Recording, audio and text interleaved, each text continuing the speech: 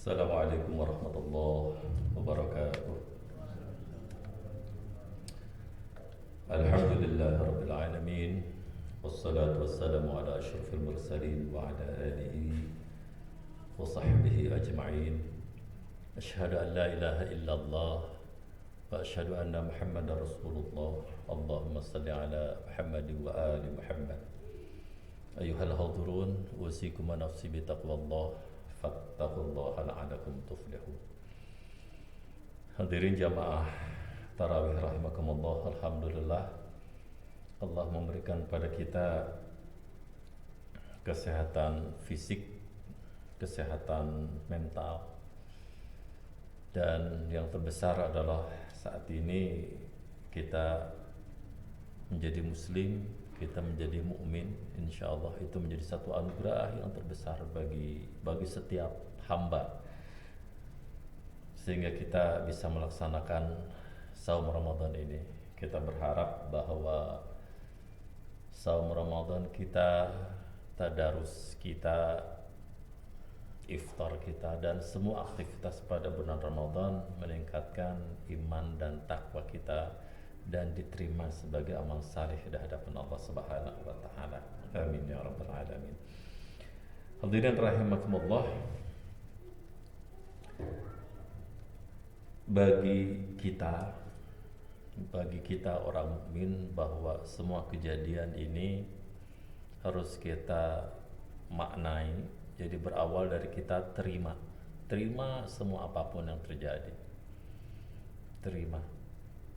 Sesudah kita terima, kita maknai, kita refleksikan bahwa pada setiap kehidupan kita ini ada sistem kausalitas, ada sistem sebab akibat yang sudah barang tentu. Misalnya sebabnya dilakukan oleh siapapun, misalnya bisa jadi akibatnya kita yang menerima, bisa jadi seperti itu. Terlebih-lebih kalau kita yang menjadi penyebabnya, menjadi wajar pula kalau yang namanya kita menerima akibatnya. Maka yang ketiga adalah kita melibatkan Allah di dalam semua kejadian yang menimpa, yang kita alami di dalam kehidupan ini. Apakah misalnya yang kita terima ini kepahitan yang itu disebabkan oleh diri kita sendiri, ataukah misalnya disebabkan karena memang kultural, misalnya seperti itu. Di jalanan dimanapun juga sekarang misalnya macet, terutama di daerah-daerah yang memang banyak pedagangnya seperti itu. Berarti kan di situ sudah yang namanya tingkat kemacetan kultural, dan itu terjadi pada setiap Ramadan. Ya sudah, kita terima saja. Kata-kata ya sudah artinya adalah kata-kata bukan sebuah keputusasaan, tetapi sebuah hal yang memang harus kita terima. Karena ketika kita menolak setiap kejadian, maka penolakan kita akan semakin menjauhkan kita dari sebuah kesadaran, sebuah pemanaan dan hikmah. Gitu, dan hikmah. Hikmah itu baru kita dapatkan sesudah kita menerima sebuah kenyataan dengan sebuah keikhlasan. Wajar pula kalau yang namanya hikmah hanya diberikan kepada hamba-hamba tertentu. Begitu kalau kita nanti insyaallah dan waktu kita bahas tentang hikmah ini. Begitu juga hadirin rahimakumullah tentang saum Ramadan ini. Semakin kita menolak rasa lapar, menolak haus, padahal lapar dan haus pasti terjadi pada siang hari. Semakin kita menolak lapar dan haus, semakin yang namanya penentangan kita pada realitas haus dan lapar itu semakin besar. Sehingga akhirnya yang menjadi atau yang tertanam di dalam konsep kita itu adalah bagaimana saum ini agar haus tidak terasa, agar lapar tidak terasa. Maka muncul yang namanya berbagai iklan misalnya supaya rasa lapar tidak terasa, supaya haus itu tidak terasa atau bahkan berkurang dan lain sebagainya seperti itu. Berbagai multivitamin, berbagai susu dan lain sebagainya seperti itu. Kita konsumsi. Padahal yang namanya haus dan lapar itu memang ada pada bulan Ramadan dan harus kita maknai secara positif haus dan lapar itu. Jadi ada bagian dari fisik kita yang kita merasakan kelelahan, yang kita merasakan sebuah kesakitan, tetapi ada hikmah bagi ruhani kita. Bangun tengah malam untuk kita sholat malam. Atau misalnya bangun pada waktu sahur. Kalau di dalam Al-Quran misalnya orang-orang beriman itu kebiasaannya, salah satu kebiasaannya itu adalah fatahajjat bihi nafilatalak, begitu kan. Jadi bangun tahajud. Kemarin ada pertanyaan yang cukup membuat saya rada tersinggung, misalnya rada tersinggung, tapi itu menjadi realitas. Ketika Ustadz, maaf katanya, sampai sekarang apakah Ustadz itu ketika makan sahur itu bisa ternikmati? Wah, pertanyaan ini saya katakan harus saya jawab jujur enggak? Ya jujur dong Ustadz katanya. Maka saya katakan sampai sekarang itu sahur itu saya belum bisa menikmati. Terlebih-lebih misalnya ketika kita punya kebiasaan tidur misalnya jam 12 malam, bangun jam 3 misalnya. Ketika kita yang namanya salat malam mungkin 2 rakaat atau 4 rakaat biasa kita lakukan, tetapi ketika kita harus sahur dan sebagainya, mungkin itu menjadi hal yang dalam tanda kutip itu menjadi memberatkan. Padahal sahurlah kamu, karena di dalam sahur itu ada yang namanya keberkahan. Bukan keberkahan pada makanan yang kita konsumsi, tetapi banyak yang namanya keberkahan dalam makna ziyadatul khair, banyak manfaatnya, melimpah yang namanya beragam kebaikan pada saat kita sahur.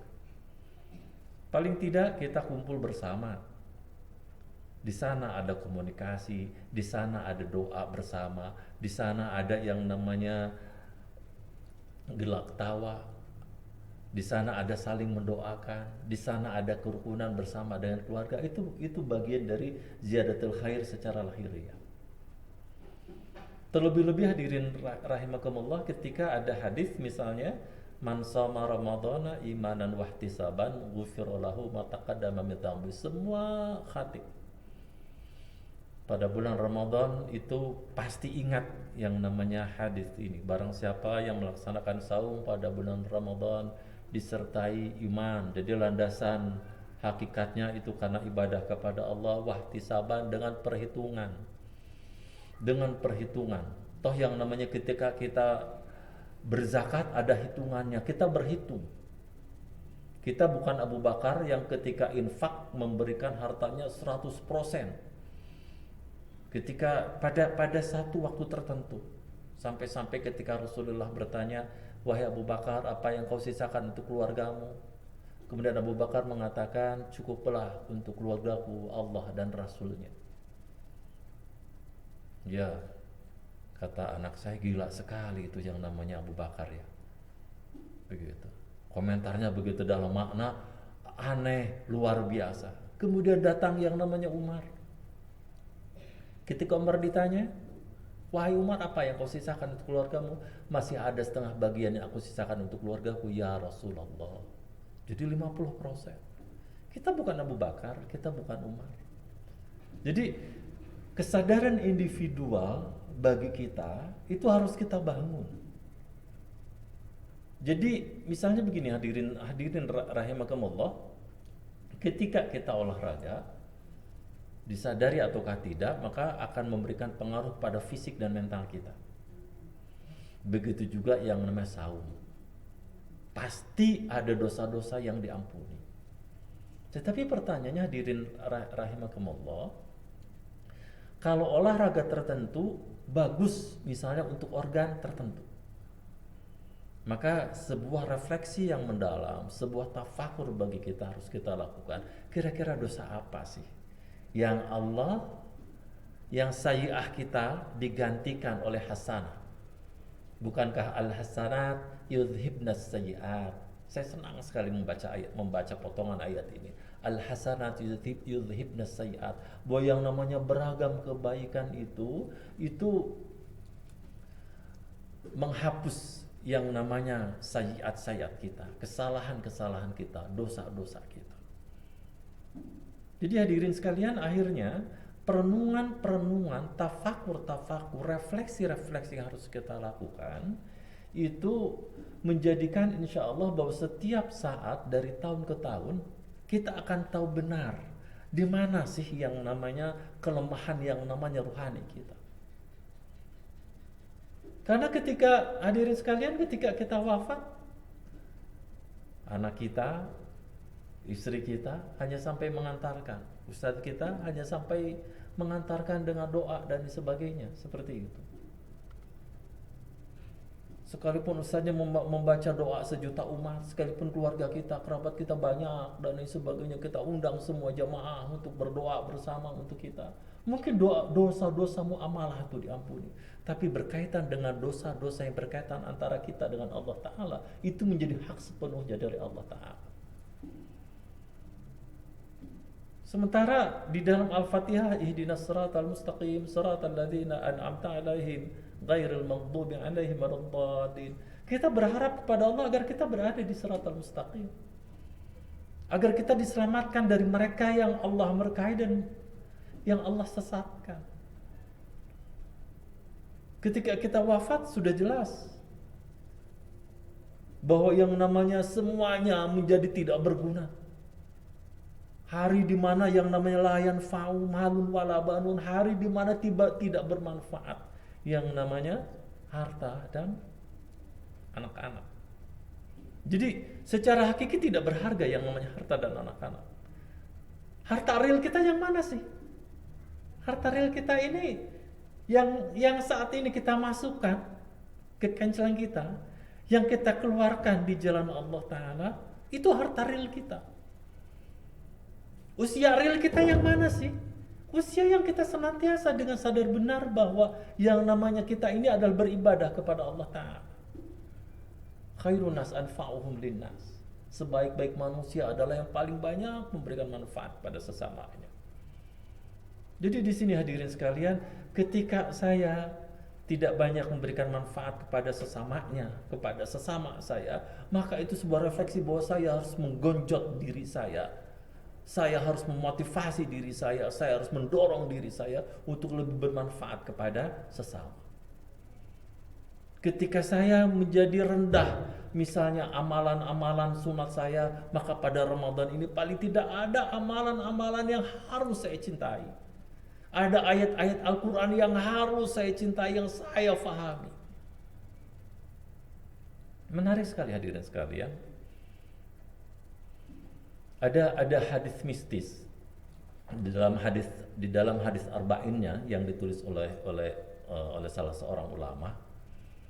Ketika seorang jiwa berada di alam barzah, seseorang berarti jiwa, bukan raganya. Raga kita ini sama dengan unsur tanah. Jadi raga kita ini akan bersatu dengan tanah kembali. Jadi alam barzah itu alam batas dunia dengan akhirat. Ceritanya si jiwa itu ditemani oleh seseorang yang bagus rupa, tetapi seseorang itu tidak mendekatinya.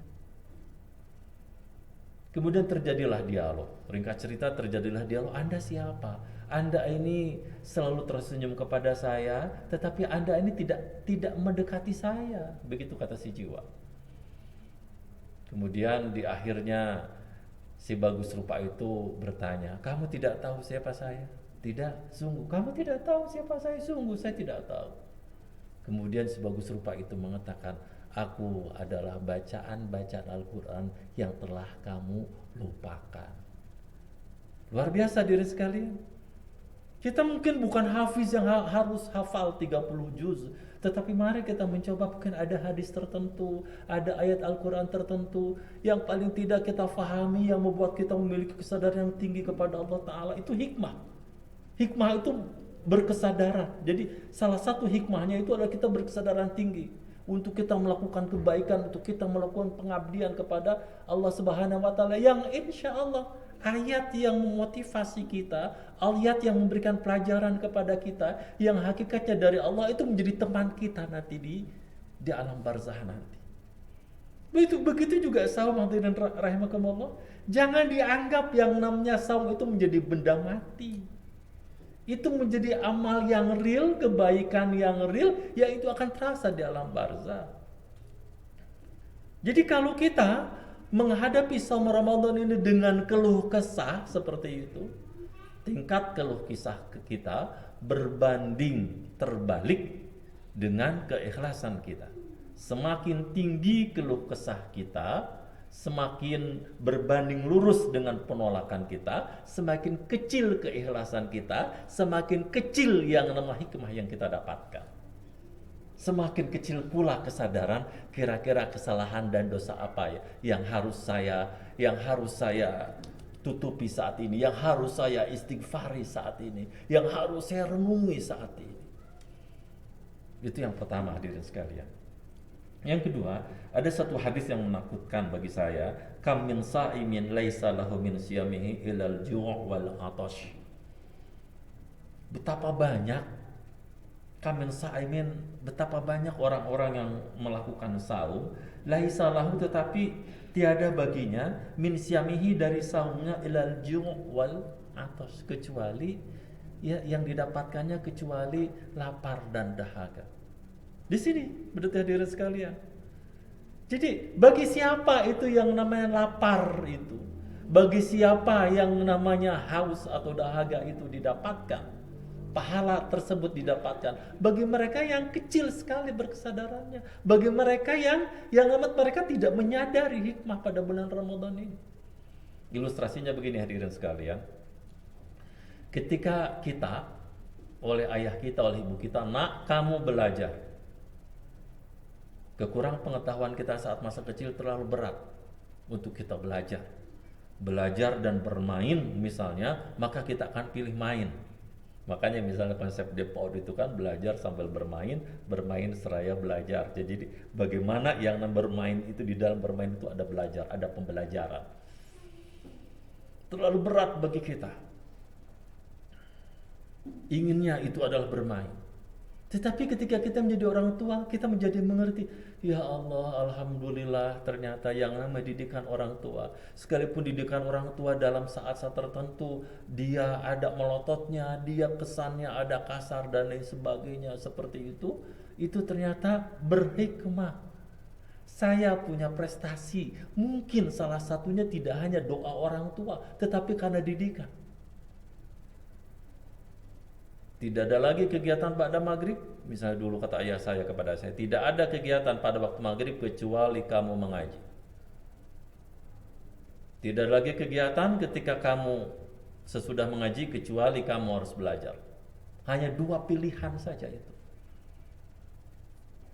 Tidak ada pilihan lain. Dua pilihan maksudnya dari hanya ngaji, itu pilihan pertama, dan yang kedua itu adalah belajar, menyelesaikan PR dan lain sebagainya seperti itu. Itu terkenang bagi saya sampai saya menjadi orang tua. Menyakitkan pada masa itu, membuat saya misalnya, kenapa sih yang nama teman-teman kok betapa enaknya bisa bermain sampai malam hari dan lain sebagainya. Tapi ternyata menjadi luar biasa. Di sana tidak hanya yang namanya ketika ayah saya harus melotot, ibu saya harus mengingatkan saya, tetapi ada hikmah di balik itu. Tidak hanya prestasi pada masa misalnya SD, SMP dan lain sebagainya, tetapi di situ mengajarkan ada yang namanya kedisiplinan. Nah, begitu juga saum, hadirin sekalian. Semakin akhirnya saya menyadari yang namanya pendidikan orang tua, semakin yang namanya hikmah itu didapat. Jadi hadirin sekalian, esensinya itu adalah pertama ada kesadaran, dan yang kedua adalah ada pengendalian diri kita. Karena jelas ketika kita tidak mengendalikan diri kita, misalnya ada sindiran pada video misalnya, yang intinya itu adalah heran katanya orang-orang Islam ini, kalau yang namanya makanan yang haram itu mereka takuti, tetapi kalau yang namanya uang haram itu mereka tidak takut, katanya begitu sindirannya. Saya bilang, ya Allah, kurang ajar sekali itu. Tapi memang faktanya begitu. Faktanya begitu. Ketika kita nerima uang dan sebagainya, yang namanya halal dan haram seringkali misalnya, ini haram atau halal ya? Ketika ibu-ibu mendapatkan uang dari suami, mulai bertanya ibu ya, mulai besok itu. Mulai mulai harus bertanya ibu-ibu sebagai bagian dari sebuah kesadaran dan harus dibiasakan. Ayah, maaf ya, mungkin ini agak tersinggung. Ini halal atau haram ayah? Seperti itu. Mungkin bisa jadi tahap awal, yang pertama, kedua, ketiga pasti tersinggung seperti itu. Tetapi lambat laun akhirnya halal dan haram itu sudah masuk pada konsepsi suami ibu-ibu, konsepsi si ayah bahwa yang sama saya harus membawa yang halal seperti itu. Sehingga akhirnya juga, ya bu ini halal. Yakin? Halal. Sudah. Bismillahirrahmanirrahim berarti berkah seperti itu. Jangan sampai nanti misalnya ketika saya ngobrol dengan tempo hari ada masa tertentu yang saya bergelut dengan mereka para pemabuk, pak katanya nungarana duit jurik mah di daharna oge ku setan katanya seperti itu. Jadi duit jurik di dahar ku setan seperti itu. Jadi wajar ibu-ibu sekalian, yang nama uang yang haram itu pasti tidak akan membawa positif, tidak akan membawa sebuah keberkahan seperti itu. Jadi hadirin sekalian, hikmah yang terbesar bagi kita bulan Ramadan ini adalah yang pertama tadi kesadaran kita, kesadaran pada dosa kita, kesadaran pada penghambaan kita. Yang kedua adalah pada pengendalian diri. Kita kendalikan yang namanya penolakan-penolakan ragawi. Karena memang raga kita ini yang tidak menyenangkan. Raga kita ini. Hadirin, biarkan saja yang nama raga ini sakit, biarkan yang jiwa itu bisa terbang. Seperti itu. Raga ini menyakitkan. Bulan puasa ini, raga ini dibuat sakit untuk kita tahajud ini. Raga ini dibuat sakit ketika kita macet di jalan. Raga ini dibuat yang namanya sakit, misalnya otak kita dengan beragam informasi dan sebagainya. Tetapi insya Allah itu menyehatkan bagi jiwa kita. Semoga Allah menganugerahkan dua hikmah tadi, paling tidak dua dari sekian hikmah. Yang pertama itu adalah pengendalian diri kita. Yang kedua itu adalah pengendalian dan kesadaran seperti itu. Pengendalian, mari kita mengendalikan diri kita seperti itu, dan kita berharap kendali yang sesungguhnya Allah yang mengendalikan kita. Allah yang mengendalikan kita. La haula wala quwwata illa billahil aliyyil azim. Barakallahu li wa lakum. Assalamualaikum warahmatullahi taala wabarakatuh.